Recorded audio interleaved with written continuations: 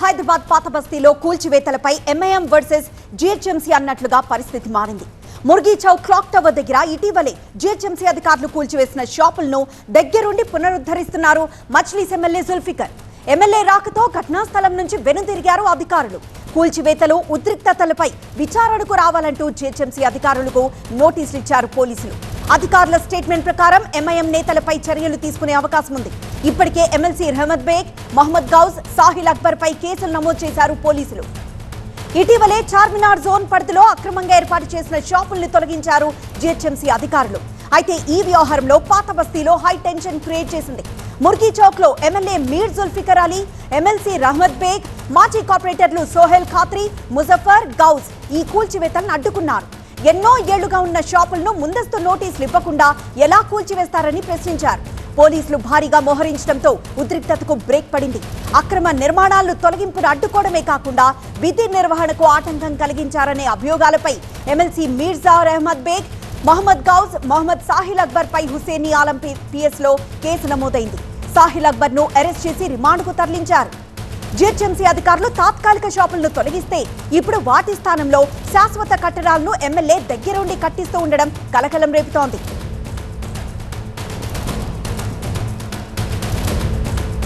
మరింత సమాచారం మా ప్రతినిధి నూర్ అందిస్తారు. నూర్, ప్రస్తుతం ఓల్డ్ సిటీలో సిచ్యువేషన్ ఎలా ఉంది?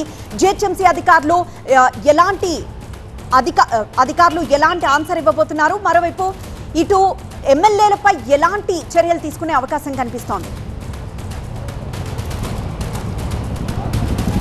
పాత బస్తీ కూల్చివేతలు అయితే మొత్తం నగరానికి కుదిపివేసింది. ఒక నగరంలోనే చాలా హై టెన్షన్ క్రియేట్ చేసింది చెప్పుకోవాలి. ప్రధానంగా మదీనా, పత్తర్గట్టి, ముర్గై చౌక్ ప్రాంతాల్లో ఒక్కసారిగా కూల్చివేతలే ఎంఐఎం పార్టీకి ఆగ్రహానికి గురి చేసిన పరిస్థితి. ఎంఐఎం పార్టీ నేతలు కూడా ఒకటే చెప్పొస్తున్నారు, మీరు ముందస్తు సమాచారం ఇచ్చి ఉంటే షాప్ యాజమాన్యాలు మొత్తం వాళ్ళు ఉన్న షాప్లో ఉన్న సామాగ్రి కూడా తీసుకుని అక్కడి నుంచి వెళ్ళిపోయేవాళ్ళు. షాపులు కూడా స్వచ్ఛందంగా అక్కడ ఉన్న ప్రాపర్టీస్ కూడా మీకే హ్యాండ్ ఓవర్ చేసేవాళ్ళు. మీరు మార్కింగ్ చేసి కూల్చుకుంటే మాకు ఎలాంటి అభ్యంతరం లేదనేసి ఒక పక్క ఎంఐఎం పార్టీ అయితే చెప్పొస్తుంది.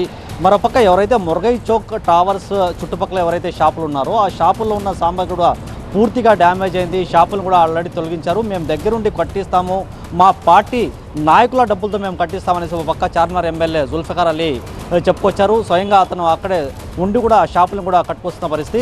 ఒక పక్క జీహెచ్ఎంసీ అధికారులు పోలీస్ అధికారులకు సహకరించట్లేదు. ఎప్పుడైతే ఆ గొడవ జరిగిందో ఎవరైతే అధికారులు ఉన్నారో వాళ్ళు పోలీస్ స్టేషన్కి రావాలి, మీరు స్టేట్మెంట్ ఇస్తే తప్ప ఈ కేసు ముందుకు తీసుకెళ్లలేమనేది కూడా పోలీస్ అధికారులు అయితే జీహెచ్ఎంసీ అధికారులు సమాచారం ఇస్తున్నారు. జీహెచ్ఎంసీ అధికారులు అయితే ఎక్కడ కంప్లైంట్ ఇవ్వలేదు, ఎక్కడ కూడా ఇన్వెస్టిగేషన్ కూడా సహకరించే పరిస్థితి కూడా లేదు. పోలీస్ అధికారులు కానిస్టేబుల్ ఇచ్చిన ఫిర్యాదు మేరకే పోలీసులు కేసు నమోదు చేసి ఆల్రెడీ సాహిల్ని అరెస్ట్ చేశారు. మరోవైపు గౌస్ అబ్స్కాండింగ్లో ఉన్నారు. మిర్జా రహమద్ బేగ్ ఎవరైతే ఎమ్మెల్సీ ఉన్నారో ఎంఐఎం పార్టీ నేత, అతను కూడా మేము నోటీస్ పంపిస్తామనేసి పోలీస్ అధికారులు అయితే చెప్పుస్తున్న పరిస్థితి.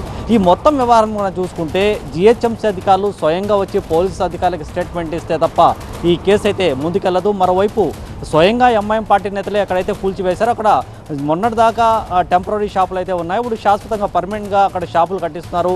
అది ఆల్రెడీ 70-80 సంవత్సరాల నుంచి అక్కడ ఉన్న షాపులు మీరు ఎలా తొలగిస్తారు, మీరు ఎలా అక్కడ కూల్చివేస్తారనేది కూడా ఎంఐఎం నాయకులు అయితే ప్రశ్న పరిస్థితి. సాధారణంగా పాత బస్తీ లాంటి ఏరియాలో మనం చూసుకుంటే ముందస్తు సమాచారం ఇస్తే ఇక్కడ నుంచి షాపులు అయినా సరే ఎవరైతే షాపులు ఓనర్లు ఉన్నారో వాళ్ళని సామాగ్రి ఖాళీ చేసుకున్న తర్వాత ప్రాపర్టీ మీకు ఆల్రెడీ హ్యాండ్ ఓవర్ చేస్తారనేది కూడా ఎంఐఎం పార్టీ నేతలు చెప్పొస్తున్నారు. ఈ మొత్తం వ్యవహారం పైన కూడా ఓల్డ్ సిటీ జీహెచ్ఎంసీ అధికారులు ఎక్కడ మాట్లాడలేదు. మరోవైపు ఎవరైతే శ్రీనివాస్ చీఫ్ సిటీ టౌన్ ప్లానర్లు ఎవరైతే ఉన్నారో వాళ్ళు కూడా నగర కమిషనరే కలవబోతున్నారు. అక్కడ జరిగిన మొత్తం సమాచారం సిపికే నేను స్వయంగా ఇస్తామనేసి కూడా ఒక పక్క జీహెచ్ఎంసీ అధికారులు చెప్పొస్తా పరిస్థితి. మొత్తం అధికారులు సహకరిస్తే తప్ప ఓల్డ్ సిటీలో ఈ నమోదైన ఎఫ్ఐఆర్ల పైన ఇన్వెస్టిగేషన్ ముందుకెళ్లే పరిస్థితి ఎక్కడ కనిపించలేని పరిస్థితి.